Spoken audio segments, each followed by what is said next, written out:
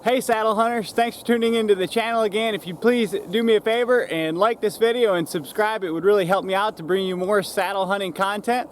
Today I want to talk a little bit about the Beal Birdie. This is a device that's getting a lot of chatter on the internet right now in relation to saddle hunting, and so I want to discuss whether I think it's a good device for saddle hunting and whether it's safe and what applications it might be used for.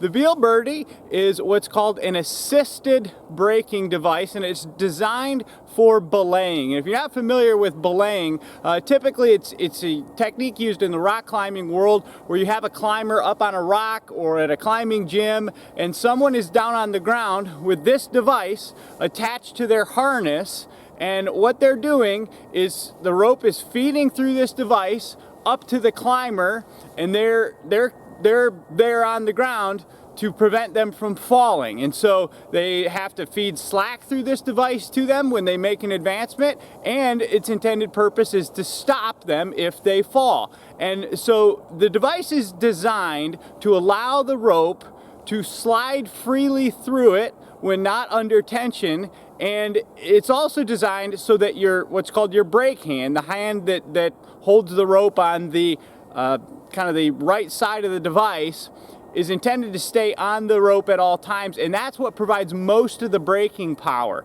That's why this is called an assisted braking device. So let me show you how a climber would hook it on and how the device works, just so you can get an idea. I have right here a 10.5 millimeter rope. This device is designed for use on ropes between 8.5 and 10.5 millimeters, and I cannot emphasize enough that it's important to stay inside of that range. So you take your rope, and the device very simply opens on the front, and on the back it has a spring loaded lever. This device has a spring in it much like the Gree and the Mad Rock Lifeguard. Those are all assisted belaying devices. So is the Mad Rock Safeguard. So it opens up, the rope feeds in on the left hand side, it goes down around this spring loaded cam. You can see how that moves, and then it comes up, and it's designed to go right over that edge, flips down in the front, and then your carabiner hooks into it, and the climber would have, or the belayer, the guy on the ground, would have that hooked into his harness.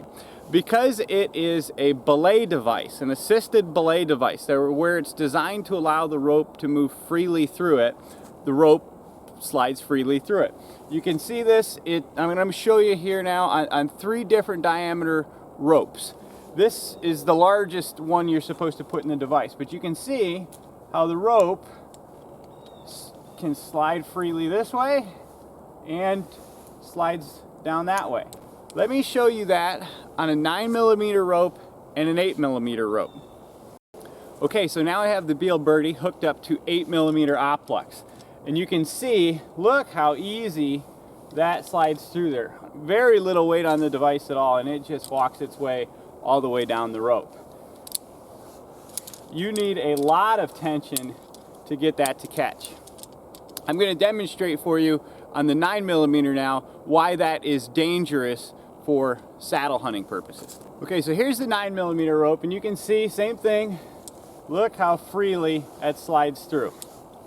Alright, so if there's not a significant amount of tension on the rope, it slides through. Now, that typically wouldn't be an issue in belaying because you're always supposed to have your hand on the brake side of this rope when belaying someone. So if there's a fall, you provide a little tension and the device catches.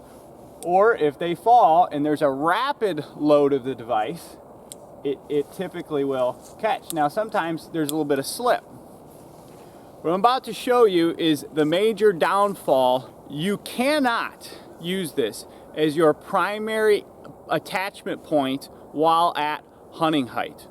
This is a demonstration of why you should not use this at hunting height as your primary attachment method.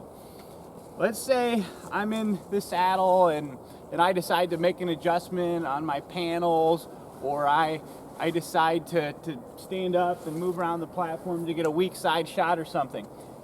I have to remove my hand from the brake side of the rope in order to do that, which is against how this device is supposed to be used. When you're using it, you're always supposed to have your hand on it. So you obviously can't do that at hunting height. And here's what happens. Let's say I decide to sit back down. Look at how far I go before it catches me. Now, it caught me, but there have been other times I've tested this where I went significantly farther than that. So that's the danger of using this device at hunting height. It is not intended to be an ascender or a position capture or a progress capture device. It's not intended for that. And so that's what people are trying to use it for at hunting height, and you just can't do it because it's outside of the design of the device as an assisted braking device. And I've struggled to make this because I know people are gonna use this device anyway as a part of a SRT system. And in the saddle hunting world, there's some great videos out there about how guys are climbing SRT. I will just point out that Petzl, the maker of the Gree, Beal, the maker of the Birdie, and Mad Rock, the maker of the Lifeguard, which are all assisted braking devices, do not recommend those devices to be used in a RAD system, a rapid ascent and descent system, which is what you're typically going to see in the saddle hunting world for an SRT setup. Those devices aren't recommended for that. You need a dedicated descender, like a CT Sparrow or a Petzl ID or a Petzl rig. Problem is, those devices are big and they're hundreds of dollars, and so most guys don't want to buy them. I will say the rock climbing world has been using the Gree in particular for rapid ascent and descent systems, and that's where the saddle hunting world picked it up at. But once again, it's outside the recommendation of the device. So I'm not going to show you how to climb SRT with this device. What I do want to do is show you how to back the device up.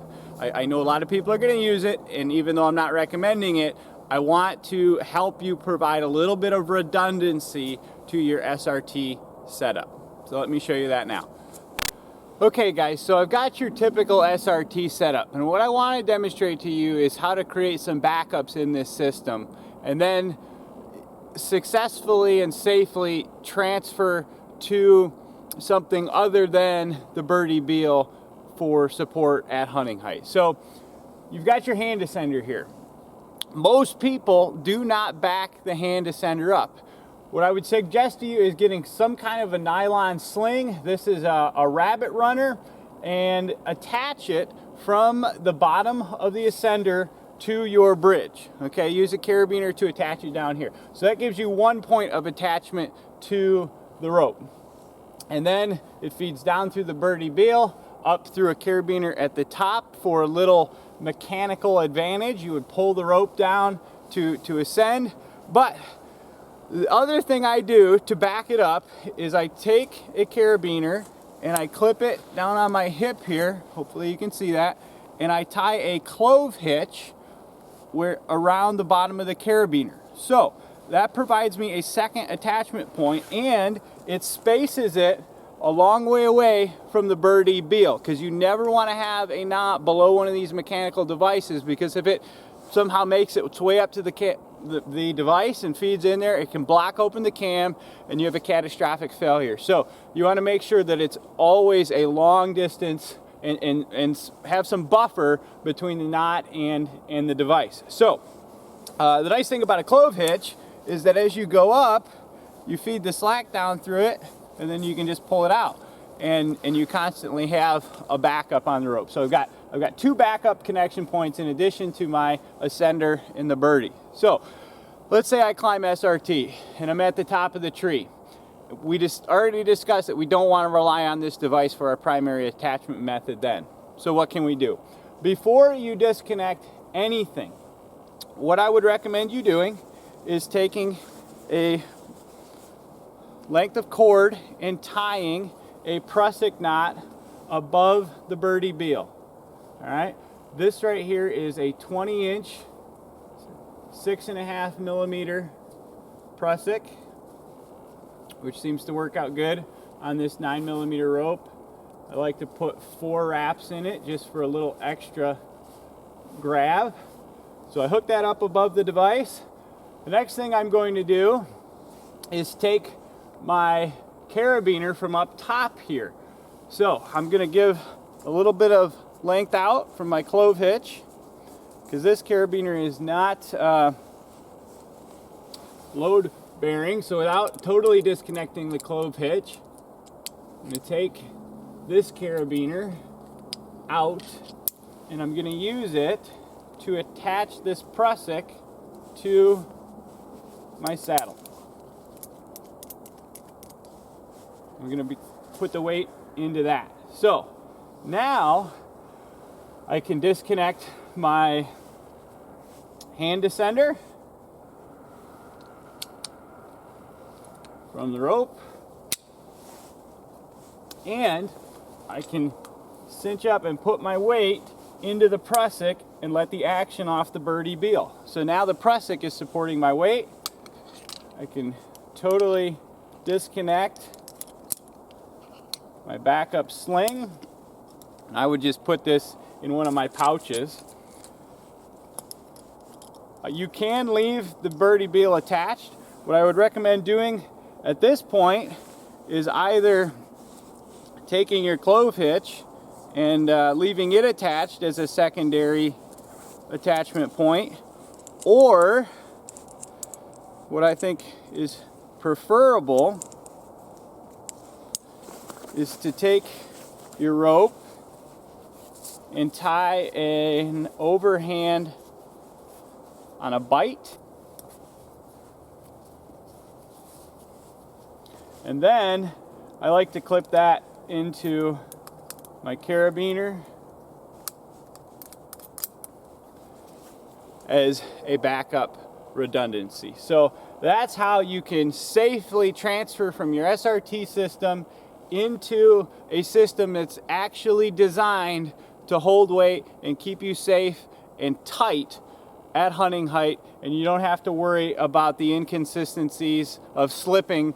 Hey guys, I hope that's helpful. Hopefully it helps you make an informed decision about whether or not you feel comfortable using the Beal Birdie for saddle hunting. Once again, anytime you're using this equipment outside of its intended purposes, you are inherently creating risk. So just be aware of that. My purpose is not to endorse this device, but rather just to show you how to safely back up your system and avoid the major flaw that it has, as I know a lot of people are going to use it. So thanks for watching. I hope this is helpful to you.